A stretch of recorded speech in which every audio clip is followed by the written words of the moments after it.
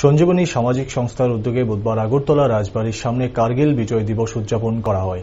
তারা এদিন ছোট ছোট বাচ্চাদের মধ্যে জাতীয় পতাকা ও কার্গিল বিজয় দিবসের ব্যাচ লাগিয়ে কার্গিল বিজয় দিবসের তাৎপর্য তুলে ধরেছেন। সঞ্জীবনী সামাজিক সংস্থার সভাপতি তনুজ কুমার দেব জানান, প্রতি বছরের ন্যায় এবারও আমাদের সংস্থা কার্গিল বিজয় দিবস উদযাপন করছে। এই কর্মসূচি উপলক্ষে শিশু সহ সকলের রাতে জাতীয় পতাকা এবং হাতে ব্যাচ পরানো হয়। ভারতের জাতীয় পতাকার যে গৌরবময় অধ্যায় রয়েছে তার সাথে ভারতের ইতিহাসেরও একটি অধ্যায় রয়েছে। একইভাবে প্রজাতন্ত্র কার্গিল দিবসকে গৌরবময় ইতিহাসের দরুন লাভ করতে যায়। তিনি আরও বলেন, ধর্মীয় গোঁড়ামি কুসংস্কার থেকে মুক্ত হয়ে ভারতবাসী যেন নিজেদের থেকে উন্নতির দিকে যেতে পারে। এখানে কি কর্মসূচি হাতে নিয়েছেন? আজকে তো কার্গিল বিজয় দিবস, আমরা সবাই জানি।